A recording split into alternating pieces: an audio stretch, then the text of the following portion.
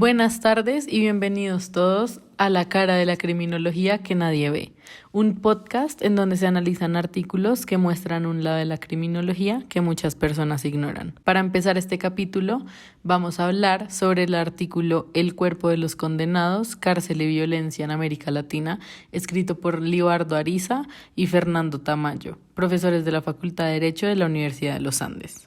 En general, el texto habla sobre la violencia que se ejerce sobre el cuerpo en las cárceles de Latinoamérica. Habla de cómo la violencia física es parte central y casi que un ritual en la experiencia del individuo al entrar a la cárcel. Tanto los cuerpos como las mentes salen siendo totalmente distintas a cómo entraron, y esto debido, lastimosamente, a las condiciones infrahumanas de reclusión. También se analizan los principales rasgos estructurales de los sistemas penitenciarios de Latinoamérica y los procesos de intervención judicial que intentan, pero no logran contener la violencia penitenciaria que se deriva de las condiciones infrahumanas de reclusión. Con lo anterior, se analiza también la forma en que los discursos jurídicos permiten el flujo de la violencia dentro de las penitenciarías de la región. En la primera parte de la lectura se empieza explicando que se tiende a pensar que la violencia en las cárceles solo viene o por parte de los dragoneantes, es decir, el Estado, o solamente por parte de los internos. Lo que nadie cuestiona es el por qué los internos viven en lo que se conoce como fight or flight response, respuesta de pelea o huida. Cuando una persona es sometida a una constante violencia o a maltratos, la persona ya no puede dejar que su cuerpo viva en modo neutro, sino que siempre se va a sentir en peligro y espera siempre el ataque para o atacar de vuelta o huir. La cuestión es que en la cárcel no hay cómo huir, en especial de la violencia por la toma del orden social que surge entre los mismos internos. En el artículo se demuestra que la violencia que se ejerce sobre cada interno por parte del Estado cambia a la persona, y al vivir siempre en modo pelea o huida, lo que ellos más buscan es tranquilidad.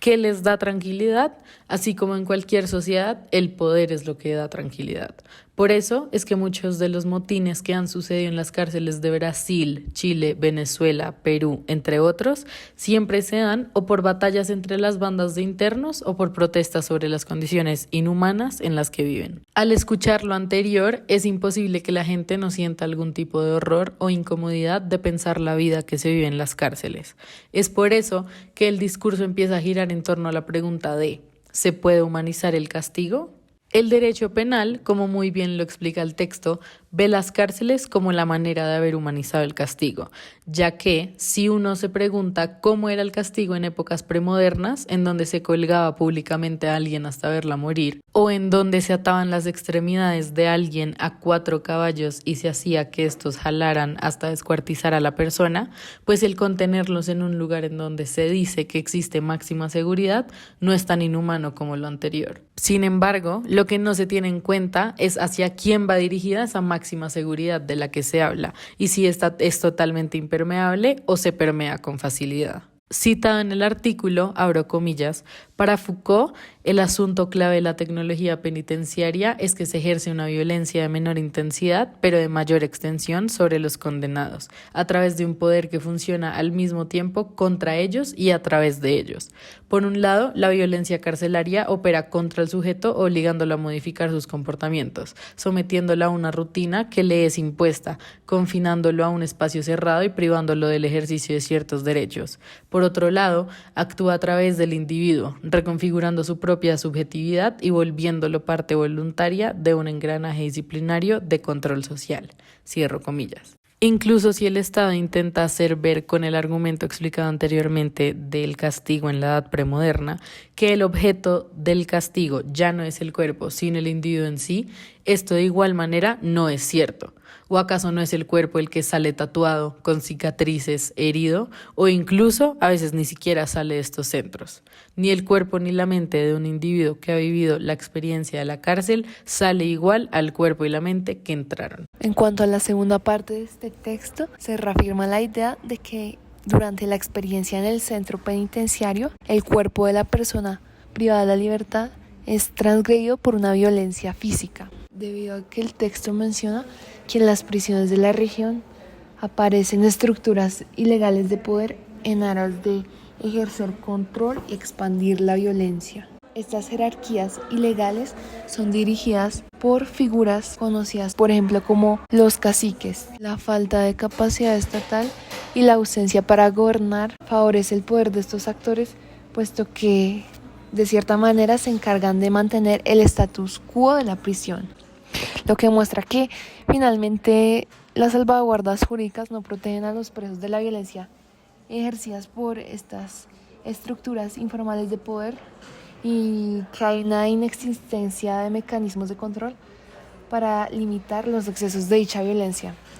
lo que genera que cuando las formas de esta estructura social y legal se ponen insoportables, se desencadenen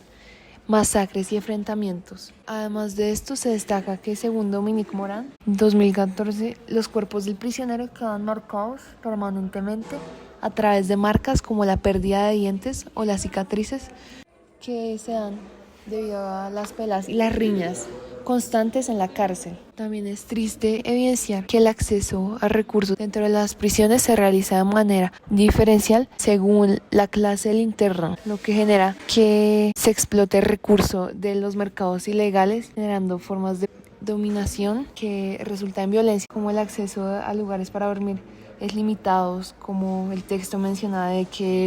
que había pico y placa para el uso de las camas, también que se amarran en el pecho una caulla sujeta al techo para dormir de pie. Asimismo, en el texto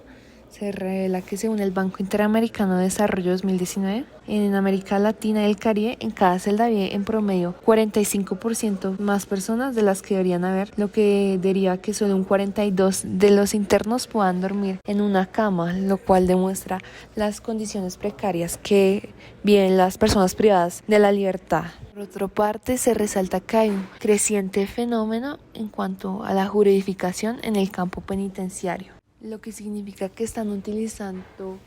medios jurídicos para canalizar su descontento. Sin embargo, esto no supone que las otras formas de resistencia como los motines, las riñas y las huelgas de hambre hayan perdido vigencia. Por ejemplo, en cuanto a los motines, esto se puede evidenciar directamente con lo que pasó en La Picota en el 2020. Sin embargo, se destaca que en sí el derecho ha logrado controlar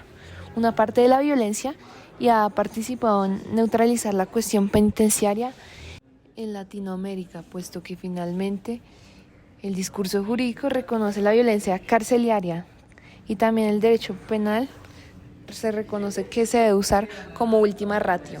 es decir, como última alternativa. Para concluir, se afirma que en los centros penitenciarios de América Latina el castigo físico, la violencia y las condiciones infrahumanas son frecuentes, lo que genera contradicciones con los discursos legales y constitucionales que protegen al cuerpo en teoría, pero en la práctica actúan como formas de violencia que desactivan el impacto real de la destrucción corporal en los sistemas penitenciarios, lo que convierte la protección jurídica del cuerpo en una retórica vacía que promueve la violencia contra el cuerpo como parte central de la experiencia penitenciaria en la región.